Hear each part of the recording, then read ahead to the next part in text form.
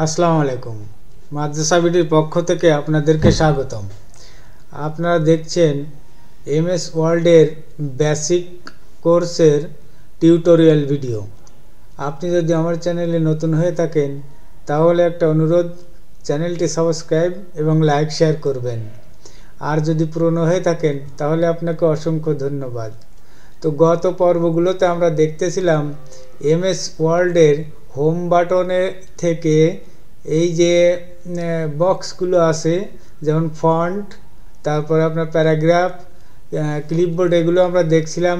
লেআউটে দেখছি, page setup দেখছি, এবং এরপরে ইনসার্ট অপশানে যাব। তার আগে আজকে একটু ফাইল মেনুটাও দেখাবো। কিন্তু আমি গত পর্বগুলোতে দুটি অপশন বাদ পড়ে গেছে দেখলাম। তো এখানে আমি সেই দুটো একটু রিভিউ করি, তারপরে আমি ফাইল মেনুতে চলে যাব। দেখেন এখানে এই দুটো লাইন, এই যে অক্ষরের ডিজাইন, অনেক সময় দেখেন যে অক্ষরের পাশে বর্ডারের মতো থাকে, সেইগুলো কিভাবে করতে হয়। প্রথমে যে লেখাটা আমরা করব সেটা সিলেক্ট করব। তারপর এই দেখেন এ দিয়ে কালার একটা এ দিয়ে আছে, এর পাশে এই অ্যারো বাটনে ক্লিক করলে এখানে এসে দেখেন এখানে যে এটার পরে নিয়ে রাখতেছি ওইটা আপনার সেই ডিজাইন হয়ে যাচ্ছে। এখানে যদি ক্লিক করি দেখেন এরপর নিচে একটা শ্যাডো ছায়া চলে আসছে।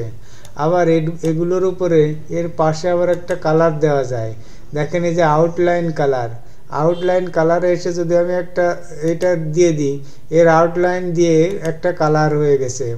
আবার এটা যদি আমি চেঞ্জ করতে চাই তাহলে আবার দেখেন এই আউটলাইন কালার এসে আমি যদি লাল দিয়ে দিই তো লাল হয়ে যাচ্ছে। আবার যদি দিয়ে ব্লু বা যে কোনো রং দিই, এই লেখাগুলোর চারপাশ দিয়ে একটা কালার হয়ে যাবে। আবার এর যে কোনো ডিজাইন আপনি করতে পারেন। আর একটা হচ্ছে দেখেন এখানে আছে শ্যাডো আছে, রিফ্লেকশন আছে, গ্লো আছে। এইগুলো আপনি যেটা নির্বাচন করবেন, সিলেক্টেড করা সেই অংশটা সেরকম হয়ে যাবে। আর একটা হচ্ছে এই যে সাজানো গোছানোর কাজের জন্য আমরা সাধারণত, যেমন এখানে এটা আমি সিলেক্ট করলাম, সিলেক্ট করার পরে যদি আমি এটা মাঝখানে ক্লিক করি দেখেন সবগুলো লেখা পৃষ্ঠার মাঝখানে, অর্থাৎ মার্জিন রেখে বাকি পৃষ্ঠার মাঝখানে সব লাইনগুলো চলে আসছে। আবার এটা যদি সিলেক্ট করে আমি যদি এ পাশে ক্লিক করি দেখেন সব ডাইন পাশে সমান হয়ে গেছে। আবার এটাতে যদি আমি বাম পাশে ক্লিক করি বাম পাশ সমান হয়ে গেছে। আবার আমি যদি এটাতে ক্লিক করি তাহলে দেখেন দু পাশই সমান হয়ে গেছে। এই এই এই কাজগুলো সাজানো গোছানোর জন্যই প্রয়োজন হয়। দেখেন এখানে এই যে একটা লাইন এই পর্যন্ত, আর একটা লাইন এই পর্যন্ত, এই ছোট বড় লাইন আছে সামান্য, অর্থাৎ বাম পাশে সমান আছে কিন্তু ডাইন পাশে সমান নাই। এটা যদি আমরা দুই পাশই সমান রাখতে চাই তাহলে আমাদেরকে এখানে এসে ক্লিক করতে হবে, ইকুয়াল বাটন। এখানে এসে ক্লিক করলে দেখেন এই লাইনটা তো অনেক ছোট, এটা আর আপনার এই পর্যন্ত যাবে না, কিন্তু এইগুলো মাঝে ফাঁকা হয়ে বা লাইন অ্যারেঞ্জ করে এটা দুই পাশই সমান হয়ে গেছে। তো এইটুকু ছিল রিভিউ। এখন আমরা দেখি ফাইল মেনুতে যে কি কাজ করা যায়। ফাইল মেনুতে এসে দেখেন নিউতে যদি আপনি ক্লিক করেন নতুন একটি পেজ বা নতুন একটি ওয়ার্ড ডকুমেন্ট তৈরির জন্য আপনার শুরু হয়ে যাবে ওয়ার্ল্ডের একটা নতুন পেজ। আবার যদি এটা আপনি যদি নিউতে এসে এই টেমপ্লেটগুলো ব্যবহার করতে চান তাও করা যাবে। মোর টেমপ্লেটে ক্লিক করলে দেখেন আরও অনেক টেমপ্লেট এখানে আসবে। এই টেমপ্লেটগুলো এটা যদি আপনি ব্যবহার করতে চান, এটা ক্লিক করলে এটা ক্লিক করার পর এখানে ক্রিয়েটে ক্লিক করেন, দেখবেন একটা নতুন একটা এই ডিজাইন সমৃদ্ধ একটা পেজ তৈরি হয়ে গেছে, একটা ডকুমেন্ট তৈরি হয়ে যাচ্ছে। একটু অপেক্ষা করে দেখে নি।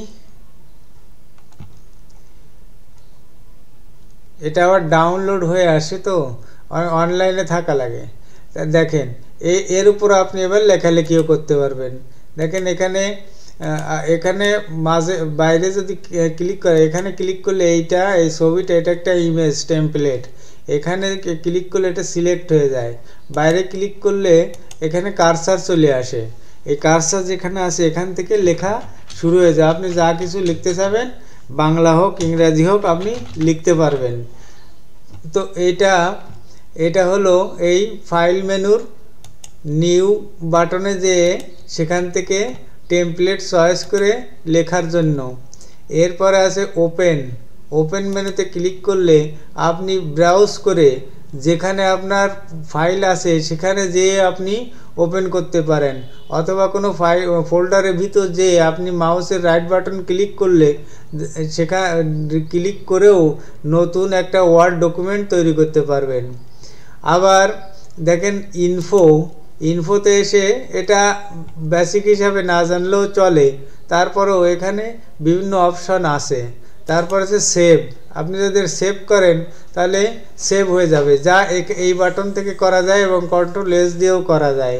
আবার যদি সেভ অ্যাজে ক্লিক করেন তাহলে এটা আবার অন্যরকমভাবেও সেভ করা যাবে। যেমন আমি ব্রাউজ করে আমি ডেস্কটপে যাচ্ছি, এবার এই ফাইল নেমটা এই আছে, আমি এটাকে পিডিএফ করব, তাহলে এখানে পিডিএফ ক্লিক করলে আমার এই ফাইলটা পিডিএফ আকারে ডেস্কটপে যেয়ে জমা হবে, সেভ হয়ে যাবে। তারপরে দেখেন ফাইলের প্রিন্ট অপশন আছে, প্রিন্ট করার পদ্ধতি। এখানে প্রিন্ট যেভাবে আছে বাই ডিফল্টে যা থাকে তার পরিবর্তন করতে হলে, যেমন ধরেন প্রিন্টে ক্লিক করলে প্রিন্ট শুরু হয়ে যাবে, এটা হচ্ছে প্রিন্টারের সাইট। এখানে আপনার যে প্রিন্টার আছে সেই প্রিন্টার কানেক্ট করা থাকলে এখানে প্রদর্শিত হবে তার নাম। অথবা একাধিক প্রিন্টার যদি কানেক্ট করা থাকে সেক্ষেত্রে যে প্রিন্টারে আপনারা কানেক্ট করবেন সেই প্রিন্টারে ক্লিক করলে আপনার সেই প্রিন্টার থেকেই এই কাগজটা প্রিন্ট হবে। আমার এখানে দুটো আছে, দেখেন এইটা যদি ক্লিক করি তাহলে এই প্রিন্টারটাতে আমার এই ডকুমেন্টটা প্রিন্ট হবে। আবার এটা যদি ক্লিক করি তাহলে এই ডকুমেন্টটা এই প্রিন্টারে প্রিন্ট হয়ে যাবে। আবার এটা যদি পুরো ডকুমেন্ট করতে চান তাহলে হোল ডকুমেন্ট থাকলে, এই ডকুমেন্টে এক বা একাধিক পেজ থাকলে সবগুলোই প্রিন্ট হবে।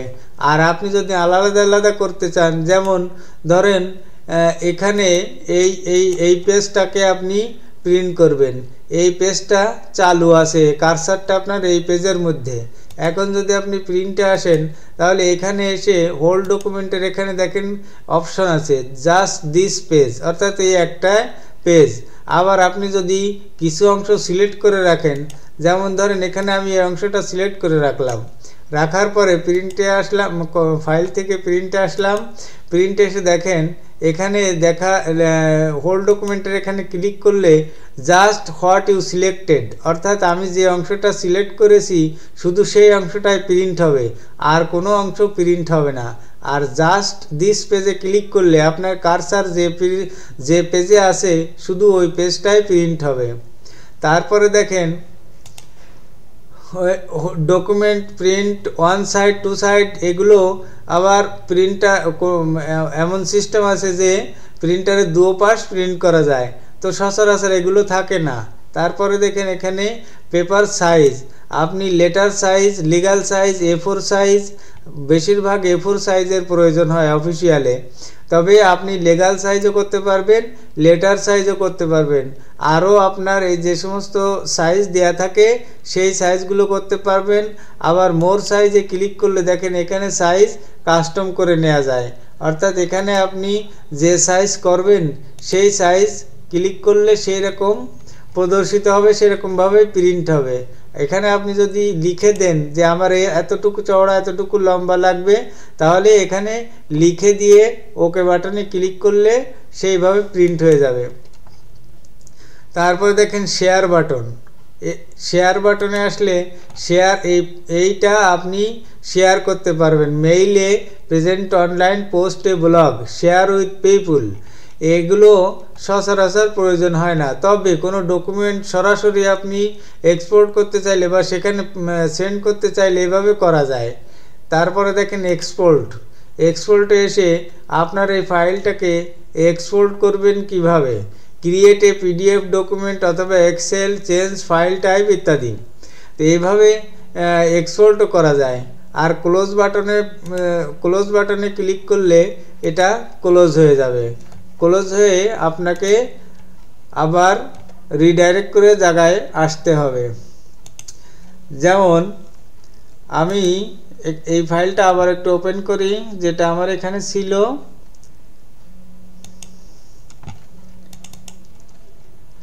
এই দেখেন, এই হচ্ছে ফাইল, এই হচ্ছে ফাইল মেনুর বিভিন্ন কাজ। তো এইটা আরেকবার একটু দেখাই। এটা আপনি যদি এইখানে ক্লিক করেন সব বাম পাশ সমান হয়ে যাবে। এখানে সিম্বলও দেওয়া আছে, দেখেন সব বাম পাশ সমান। এটা ক্লিক করেন, দেখেন মাঝখানে হয়ে যাবে। আবার এটা টপ ডাইন পাশ, এখানে দেখলেই বোঝা যায় ডাইন পাশ সমান হয়ে যাবে। আবার এটা ক্লিক করলে দুই সাইডই সমান থাকবে। প্রিন্টেও সেরকম হবে। তারপরে ফাইল মেনুতে এই কাজগুলোই বেশি ইম্পর্ট্যান্ট, জরুরি। এছাড়া নিউ বাটন তো দেখালাম। তো এভাবে আপনারা ফাইল মেনুর কাজগুলো জেনে রাখতে পারেন। আগের ভিডিওগুলো যারা দেখেননি তাদের জন্য আমি ডেসক্রিপশন বক্সে আমার চ্যানেল এবং MS ওয়ার্ড প্লেলিস্টের লিঙ্কটা দিয়ে দেব। আশা করি আপনাদের কাজে লাগবে। যে কোনো যোগ্যতা বা স্কিল যদি আপনার থাকে, টুডে অর টুমরো আপনার একটা মূল্যায়ন কিন্তু হবেই। আপনি কোনো না কোনোভাবে একটা সোর্স পেয়ে যাবেন। তাই আমি অনুরোধ করব সবাইকে যে সবসময় দক্ষ হওয়ার চেষ্টা করবেন। যেটুকু আপনি পারেন অতটুকু যেন আপনি একটু দক্ষ হওয়ার চেষ্টা করতে থাকবেন। আশা করি আপনাদের জীবনে সফলতা আসবে ইনশাল্লাহ। তো আজকের এই ভিডিও থেকে আমরা যেটুকু জানলাম, আপনাদের যদি ভিডিওটা পছন্দ হয় মেহেরবানি করে একটা লাইক করবেন, একটু সাবস্ক্রাইব করে সাথে থাকবেন। ধন্যবাদ সকলকে। আসসালামু আলাইকুম রহমতুল্লাহি ওয়া বারাকাতুহু।